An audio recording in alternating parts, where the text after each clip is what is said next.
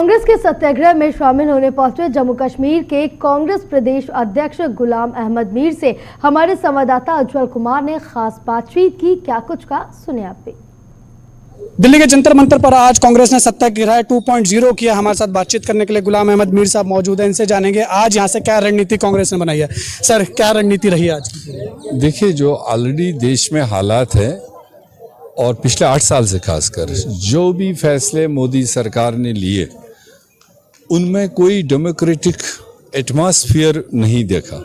वो चाहे जीएसटी का मामला हो, चाहे वो डिमोनेटाइजेशन का हो, चाहे किसानों को लेकर जो फैसले किए और अब जो देश के युवाओं के लिए जो उसने फैसले लिए, ऐसा क्यों हो रहा है कि जो भी वो फैसला कर रहे हैं और जिनके लिए वो कह रहा है कि मैं इनके बेनिफिट के लिए का वही सड़कों पर आते हैं, वही उपद्रव मचाते हैं। लेकिन वही देखिए, सरकार ये कह रही है कि विपक्ष जो है वो तमाम जितने भी स्टूडेंट्स हैं उनको कहीं ना कहीं भड़काने का काम कर रही है, नहीं तो सरकार जो है वो समझा रही है। जिस दिन उनका ये ऑर्डर आया उस दिन शायद अभी कांग्रेस को पता भी नहीं था, मगर इतनी आज तेज मैसेजिंग है।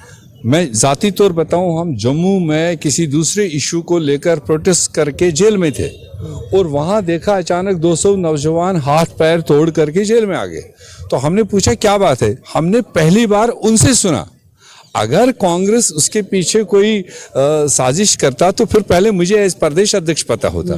तो मैंने खुद उन युवाओं से वहाँ पुलिस लाइन में बात करने के बाद उस सवाल को, जवाब को समझने की कोशिश की जिसके लिए वो लाठियाँ खा रहे थे। और दूसरे दिन देखा पूरे देश में, और उन लड़कों ने खुद भी कहा कि हमारी इतनी मैसेजिंग इतनी तेज़ है, बिहार में इस वक्त क्या हो रहा है, यूपी में क्या हो रहा है, चेन्नई में क्या हो रहा है, वो जानते थे जम्मू के बच्चे। तो इसलिए ये अब कहना अपनी नाकामियों पर पर्दा डालने के लिए हर चीज़ अपोजिशन के माथे डालना और कांग्रेस पर डालना, सही कहा कल किसी हमारे युवा नेता ने, अगर इतना ही अपोजिशन और कांग्रेस पार्टी के कहने पर इतना रेवोल्यूशन खड़ा होता तो फिर आज वो प्रधानमंत्री क्यों होते, हम में से कोई होता, राहुल गांधी होता। तो इसलिए ये गलत उनके तरीके हैं फैसले लेने के।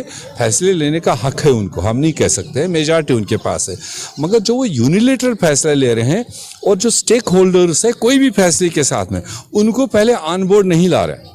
यही आज इन युवाओं के इस विषय में भी वही चीज़ कांग्रेस महसूस करती है कि करोड़ों लोग जिनको पहले ही 2 करोड़ साल के हिसाब से 16 करोड़ नहीं मिले, अब 10 लाख की बात अब 8वें साल कह रहे हैं, उसमें भी जो तरीक़ेकार दे रहे हैं, 4 साल के लिए आप फौज में भर्ती कर रहे हो, सीधी ये आप भी अपनी जगह समझते होंगे, ये देश के लिए भी नुकसान है, फौज के लिए, डिफेंस के लिए भी नुकसान है और इन युवाओं के लिए भी धोखा है।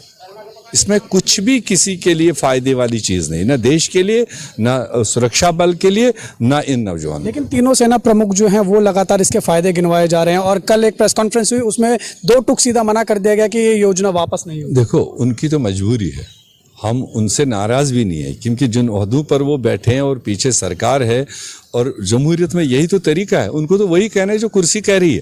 अगर उन्हीं अधिकारियों को आप अलग से पूछेंगे कि ये बताओ भाई ये क्या सही है देश के लिए, मेरे ख्याल से आपको ऑफ द कैमरा वो सही बात बताएंगे। सर, आगे क्या रहेंगे कांग्रेस के कदम? नहीं, कांग्रेस का तो ये चलता रहेगा, ये सत्याग्रह अब चलता रहेगा जब तक इन चीज़ों को ये रीथिंक नहीं करेंगे। स्टेक होल्डर्स को पार्लियामेंट बुला लेते, पार्लियामेंट में बहस करा लेते, पार्लियामेंट्री कमेटी में भेज देते, देश इस पर बहस करता, उसके बाद जो बन के आता कर लेते। राहुल गांधी को ईडी ने चौथी बारी बुलाया। अरे कितने बार बुला लेंगे, राहुल गांधी पहले भी राहुल गांधी थे, आज भी राहुल गांधी और कल भी राहुल गांधी रहेंगे। एक प्रतिनिधिमंडल राष्ट्रपति से मिलने के लिए जा रहा है, वहां पर क्या बात है? वो अब हमारी एआईसीसी की जो सीनियर टीम है पार्लियामेंटेरियंस का और लीडर्स का, वो जाएंगे राष्ट्रपति जी को।